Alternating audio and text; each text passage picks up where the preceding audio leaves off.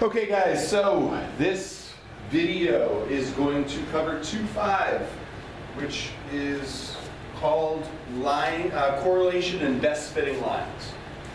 2.5, correlation and best fitting lines. This stuff actually really has a lot of real life implications, because when we use math to try to describe real life situations, a lot of times you're going to use this process. Okay, now sometimes you might have technology or computers or calculators do the work for you, but this is where it comes from. Okay, so we start off with what's called a scatter plot. Okay, a scatter plot's one of the easiest things to do. They give you a coordinate plane and you plot a bunch of points, okay? And that's a scatter plot. Now, when you plot this scatter plot, we're going to think of three different things that can happen. That's one. That's two. And that's three, okay? So this is a positive correlation. This is a negative correlation. And this one here, because it really doesn't, now I said positive, okay, I said positive, because as you look at it from left to right, the points are increasing. I said negative because as you look at it from left to right, the points are decreasing. And in this one, when you look at it from left to right, it doesn't look like there's any discernible pattern. So we would say this has no correlation. Okay? So that's how we start with this stuff. Okay? Now, what we're going to do, is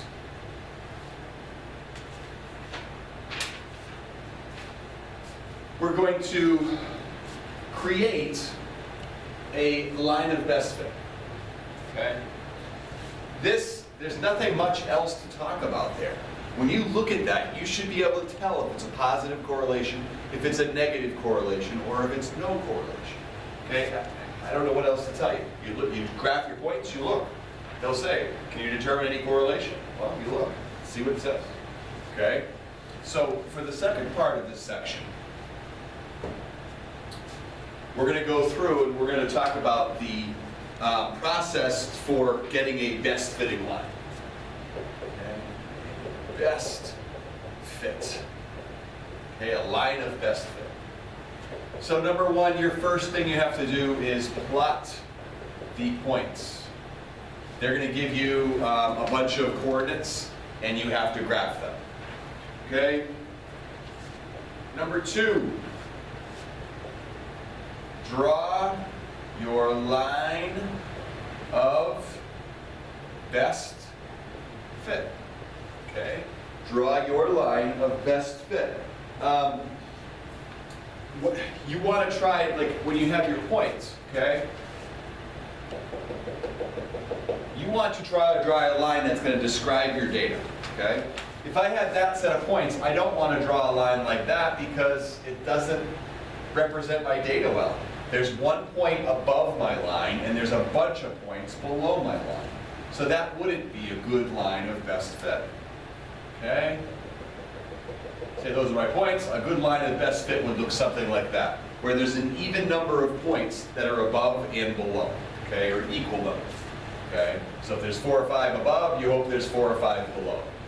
The other thing that's helpful when you're drawing those is if you hit the grid lines, and I'm going to show you that in a minute, because then it's easier for you to do your math work. Okay? So you draw your line of best fit, choose 2 points on your line, okay? And then 4, find an equation of the line, which is what we just did. We just did that in section 2.4, okay? Getting a linear model. We just did that. All right? Makes sense? I hope so. I hope so. Okay, so let me see how, I'm trying to think of how I want to do this. I think what I'm going to do is I'm just going to put up a, let me see if I can find a graph that has just the points without the line, so that we can practice drawing the line, and then we can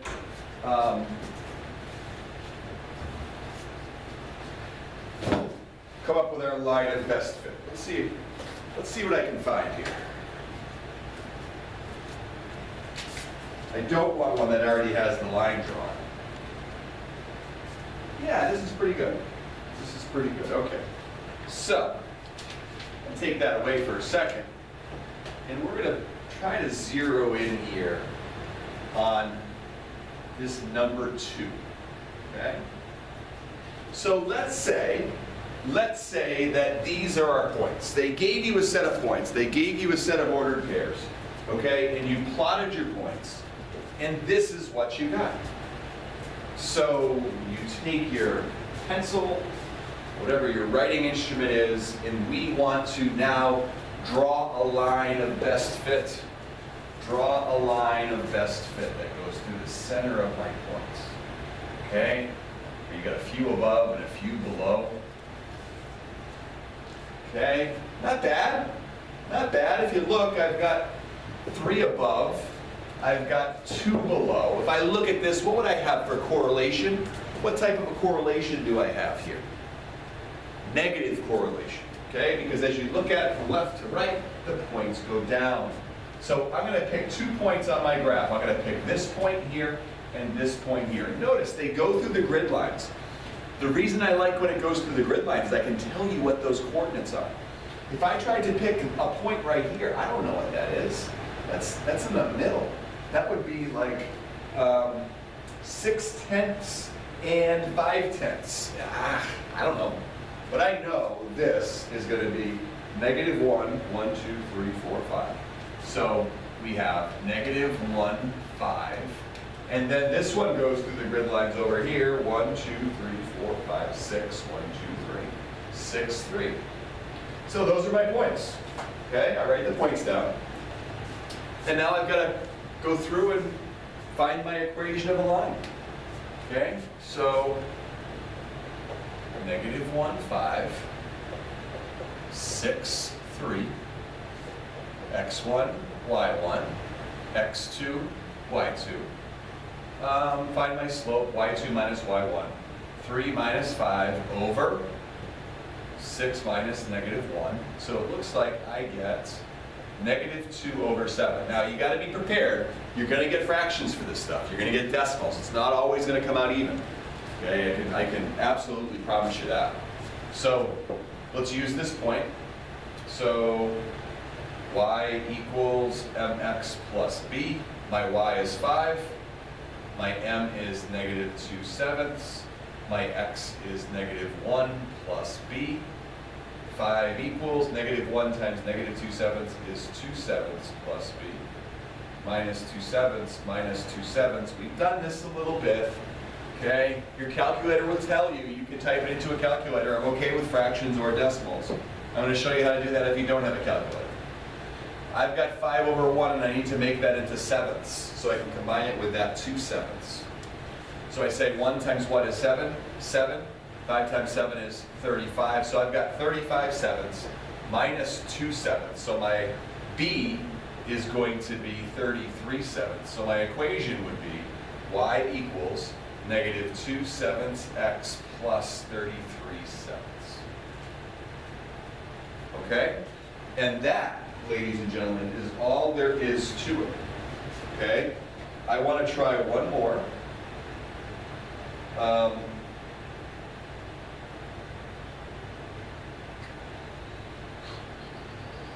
Number 1.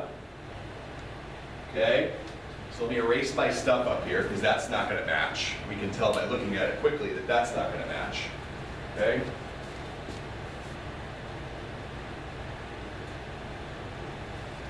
What kind of a correlation do we have? What kind of a correlation do we have? Look at your points from left to right. They're increasing. So when your points are increasing from left to right, we would say this has a positive correlation. I got to draw a line through the center of my data. Okay? Trying to draw a line through the center of my data. I'm trying to do it quick, hit some grid lines. I don't know. Pretty good?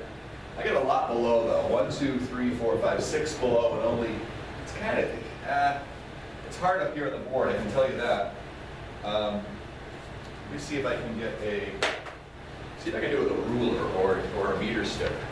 That's a great way for you guys to do it, okay? On the board, it is a little bit more complicated. Let's see. See if I can do it. So, I don't know, like here. That would give me 1, 2, 3 below, 1, 2, 3 above. I don't think it's that bad. It's actually that bad. Let's look. Okay? Not bad, right? Oh, wait, actually, wait. 1, 2, that's not good either. Well, this board is good for displaying things, but it's not great for doing a line of best fit. Right here. Shut up.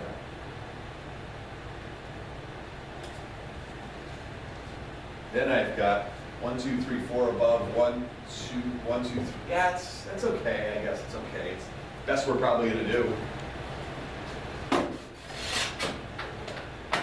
Boy.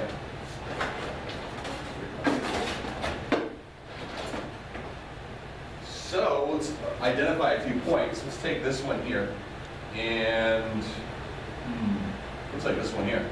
Those look like they hit the grid lines. Now I'm not worried about the dots. I'm worried about where the grid lines hit, where my line hits my grid line. So this is going to be 1, 2, 3, 1, 3, 1, and that's going to be 4, 5, 2. So I want you guys to take those 2 points, and find the line of best fit. Find the line of best fit. 3, 1, 5, 2. 3, 1, 5, 2. Go. I'll give you time to accomplish that.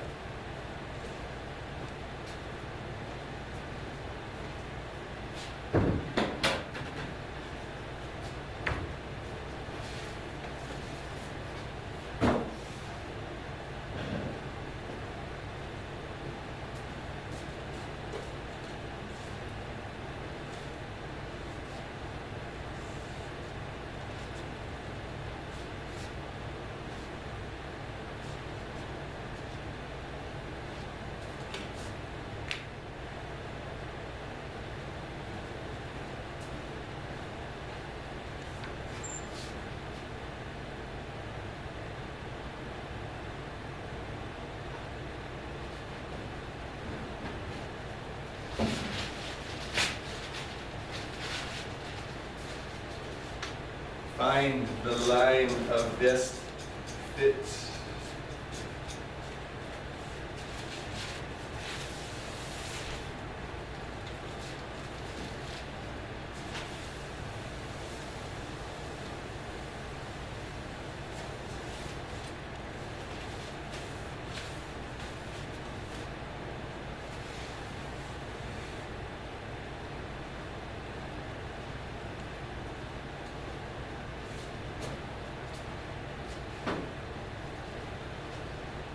All right, here we go.